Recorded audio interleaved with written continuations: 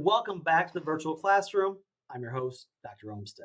And we left off discussing some of those kind of key terms, name identifiers regarding and surrounding Mexican American Chicano studies. Now, I want to back up for a moment now and just talk about some of the growth of the program over the years. We talked about the origins of it already. That's great.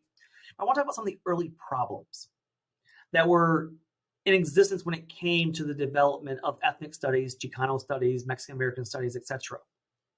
And one of the big early problems was the number of faculty at these colleges was relatively small. Like, okay, great, we open a department up for ethnic studies. Yay, Chicano studies program. But they hire 3 people. How do you grow a program like that? And in addition, we start to see that the study of Mexican Americans was always under attack. It was criticized of segregating the races or trying to promote hate for white America, Anglo America. It was seen as being indoctrinating and accusing the programs of developing radicals and revolutionaries. It was criticized for dividing rather than uniting. Oftentimes, it was also submerged under African American studies. In other words, it kind of hard to develop its own unique thing when it was kind of seen as like an offshoot underneath the coattails of African American studies. Many departments and universities would refuse to give credits to students who took classes offered in Chicano studies. They were only seen as electives rather than true history or cultural programs. Now, we have seen over the years, though, a number of new approaches. And this becomes one of the big things of an outgrowth here, is the discipline began to finally mature by the 1980s, late 70s, early 80s. We begin to see new approaches as scholars begin to examine the diversity and complexity that was, in fact, Latinx studies. And you can go so many different ways. I just want to highlight a few of these. And again, I put kind of a flow chart on there so you can see these various approaches. How do you study this topic? Well, one way, which is kind of the way we're going to do it in this class, is kind of the survey way. Now, of course, the way this was done, of course, is you create textbooks, as you would for, say, a U.S. history course. And that will include a number of prominent Chicano scholars, including one of the more famous books you see on the screen, Occupied America. Considered the father of Chicano studies, Rudy Acuna. Again, brilliant scholar. Or North to Aztlan. Again, considering the idea that they are harking back to that previous indigenous roots. Or one of my favorite textbooks is Zaragoza Vargas's Crucible of Struggle, a history of Mexican Americans from colonial times to the present. Again, these are only 3. There are other ones. Sociologist Gilbert Gonzalez has won a century of Chicano history. So there are a number of these. But and again, this course is largely going to be more of a survey course. But there are other ways to do it as well. You can just focus on Latinas or Chicanas, Mexican American women, and begin to discuss the specific role of just the women. Focus on La Chicana, a great book on Mexican American women. Or one of my favorites, Cannery Women, Cannery Lives by Vicky Ruiz. Again, you could focus the entire semester just on Latinas or Chicanas. A course that I would love to teach someday is a history of immigration. You can teach the history from the perspective of long-time Mexican Americans, long time in the nation, versus new arrivals. As new immigrants from Mexico are Chicanos in the making, or Americans in the making, that conflict between assimilation and cultural retention. Some of the more famous books regarding this would be Becoming Mexican American, which you can see it is behind my head right now. Or my favorite books on immigration, Impossible Subjects. It's a great read. Or Inside the State. Idiot, focus on Mexican American and then make a comparison to how is immigration from Mexico or other Latin American nations different or the same from other nations of the world, whether it is the Caribbean or whether it is from Asia. You can also talk about Chicano or Mexican American studies in regards to expansion and manifest destiny. Because too often we naturally associate Mexican American studies or Mexican American history with the US Southwest, from Texas to California. But instead, discuss it as a nationwide phenomenon. Discuss the experiences outside the Southwest, which, to put a shameless plug in, that is my research. My research is what happens outside the Southwest region. Again, we'll get a lot of this semester because I will incorporate a lot of my own research into these lectures. So expansion. And again, two great books, neither one's my own. Proletarians of the North by Zaragoza Vargas and Steel Barrio by Michael Innes Jimenez. Great books. Again, instrumental in understanding the movement of Mexicanos outside the Southwest. You can also do more of a comparative approach, comparing and contrasting Chicanos and Mexican Americans with other ethno-racial groups. And a couple books, Latino Crossings, and more of a survey type book of comparison of the African American and Latin histories of the United States. Another way you can do it is using Chicanos as the oppressor. Remember, Mexican Americans are not just victims. They can also be villains. They can be oppressors. Women will argue this has always been the case, as women have been subjected to that masculine machismo mentality. This, of course, includes things like decolonial imagery in Borderlands of La Frontera.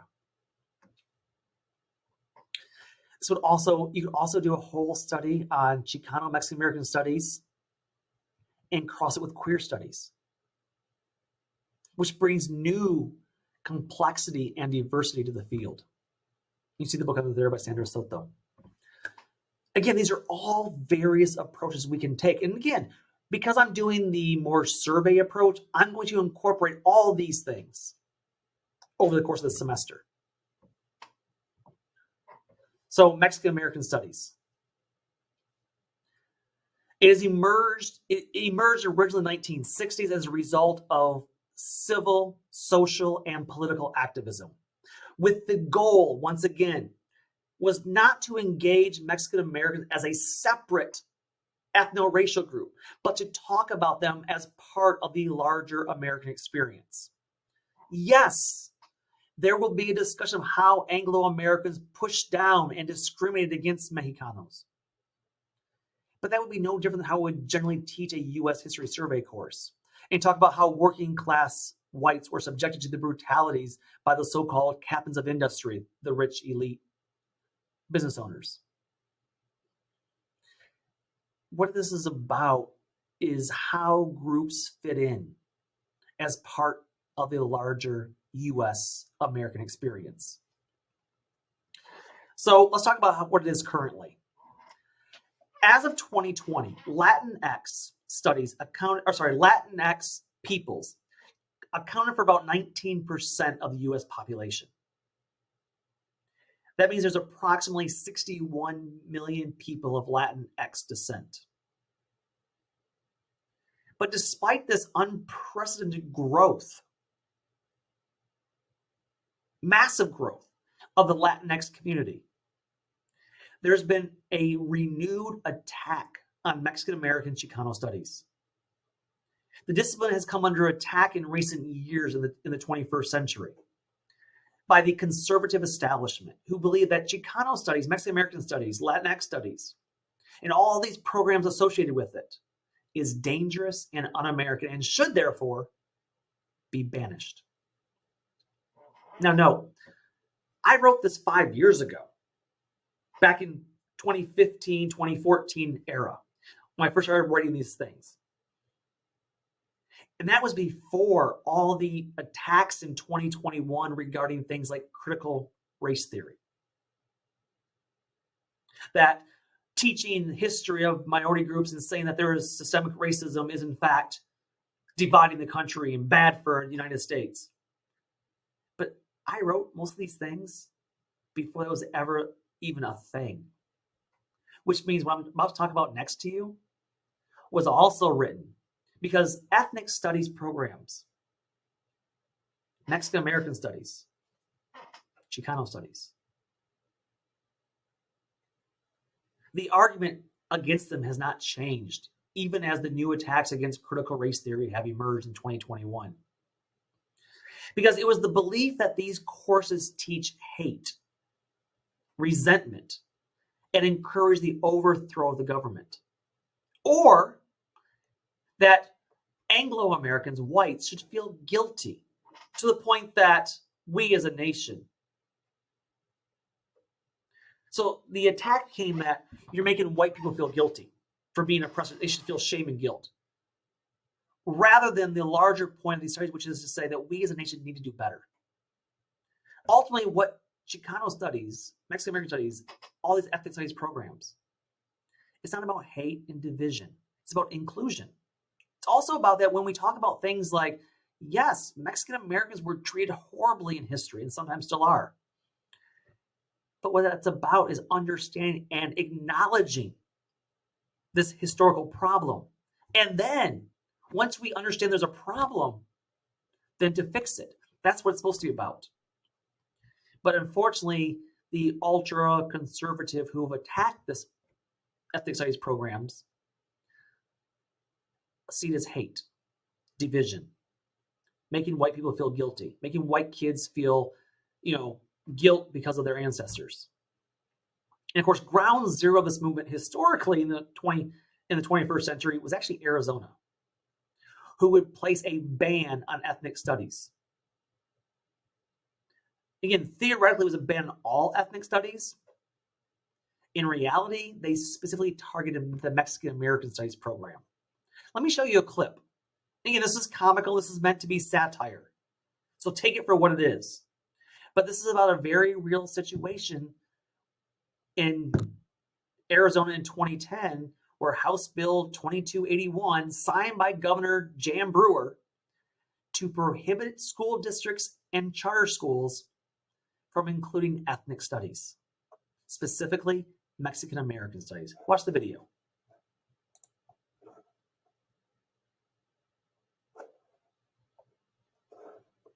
Brewer just approved a bill banning ethnic studies classes in public schools. And using this new law, the Tucson School Board banned the K-12 Mexican American Studies program.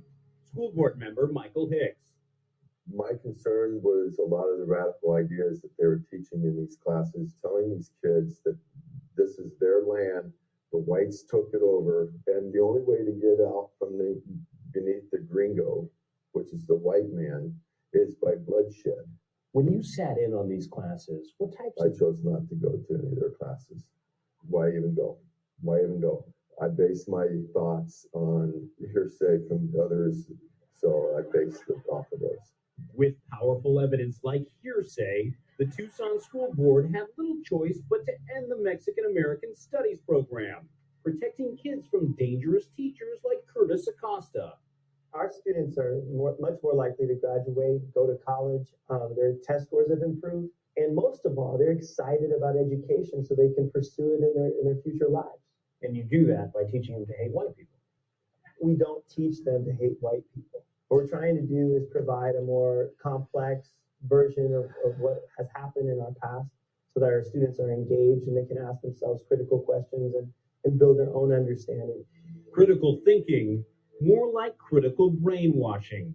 And it gets worse. They would, every week, go out and buy burritos and feed these kids. What? Yeah. What that does is it builds a more of a bond between the teacher and the student. Sure, I'm loyal to this guy because he bought me burritos. Right. You slip your burritos to kids, don't you? Why would be giving food to our youth be something that's frowned upon? When the program goes away, the burritos go away. That's why these kids are upset. No mas burritos. It's pretty offensive. And now that they've eradicated Mexican American studies from the schools, they can focus on other ethnicities. Honestly, this law won't be applied to any other of our courses It was strictly written for one course, which is the Mexican American Studies program. And nobody has complained about any of the Pan Asian or any of the other courses that are being taught. What about the African American Studies program? The African American Studies program is still there. It's not teaching the resentment of a race or class of people. I'm a black kid. Try to teach me about slavery without me feeling resentment towards white people. How am I going to teach you about slavery? Slavery was... How did I end up here? Slavery was I got to figure out. Okay, the white man did bring over the Africans. And what kind of jobs did we do? The jobs that you guys did was basically slavery jobs. So after we were freed, we got to vote? Yes.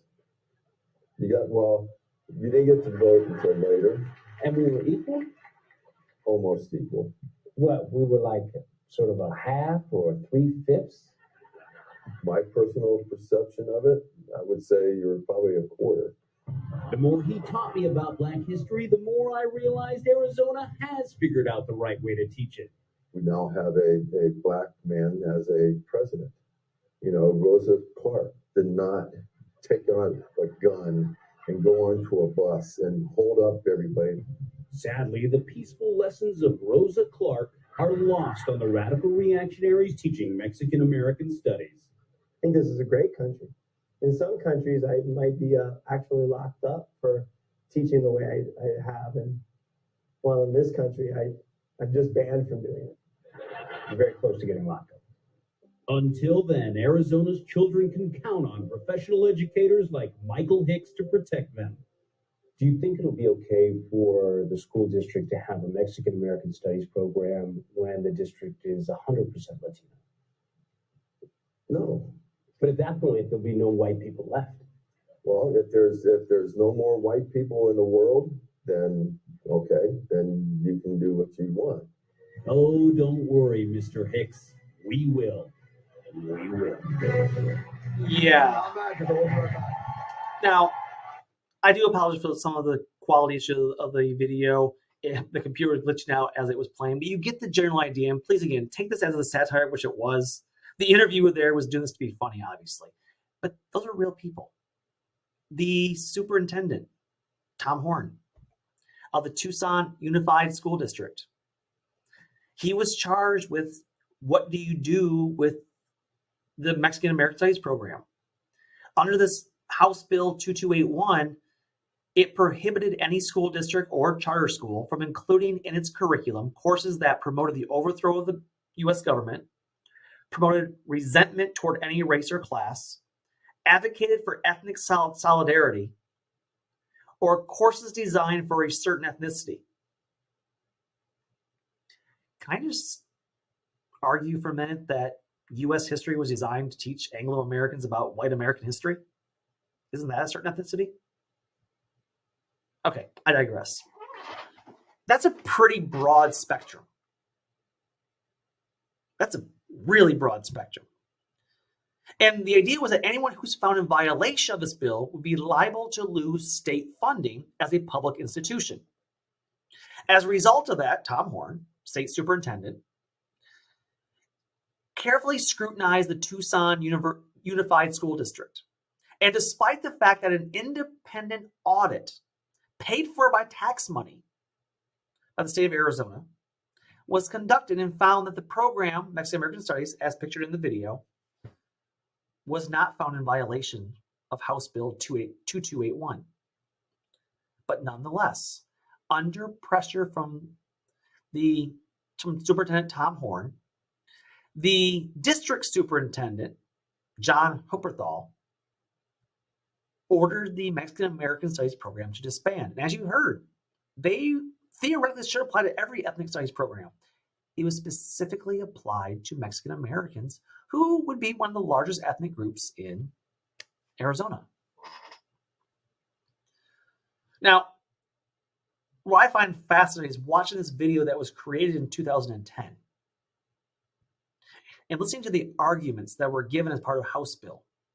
2281 was that they're the exact same arguments I've heard over the course of late 2020 throughout 2021 in regards to the teaching of so-called critical race theory, which, let's be very clear and honest, no K-12 institution teaches real, true critical race theory.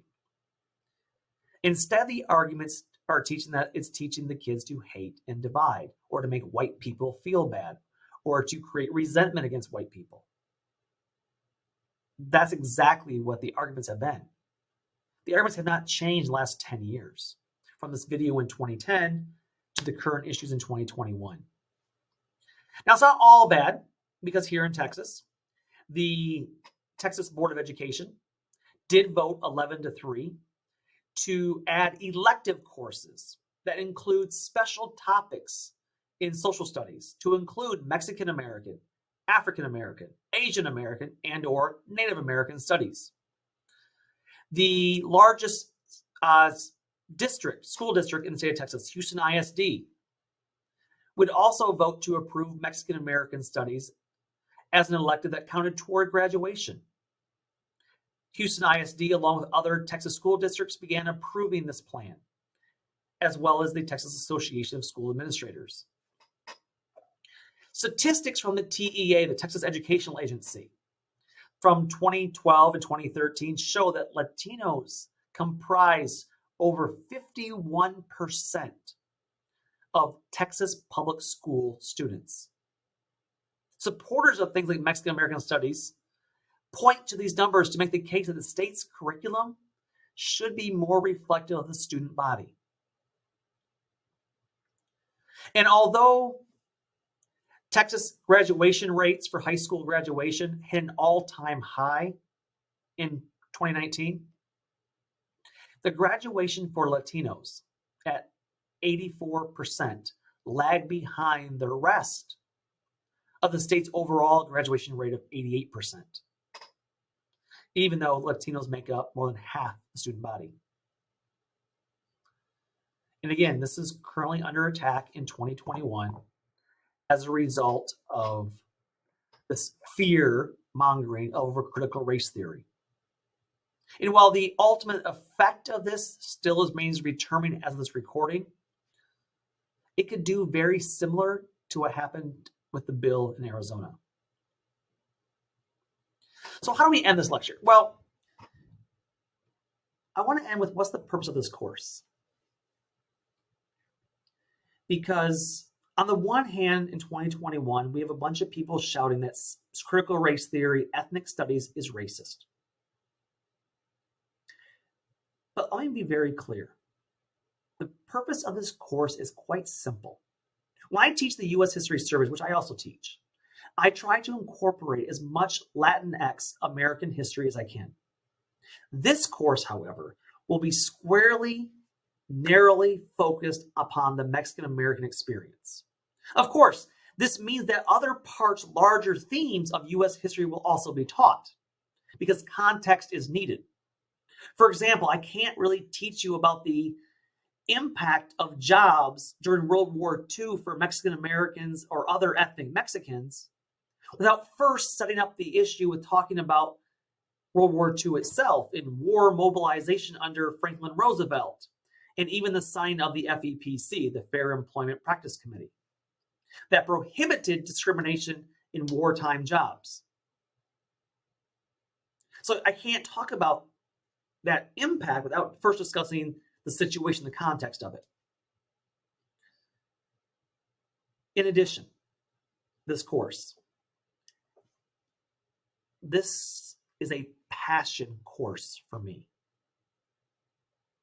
This was the subject of my dissertation, my research during my PhD program. This history that I'm teaching this semester, it directly impacts me and my family on a personal level. The thought that through much of U.S. history, my wife, my daughter, my son, the thought that they might not have been able to attend school, or if they could, only be funneled to a one-room schoolhouse while all the Anglo children had a full school building with lots of funding.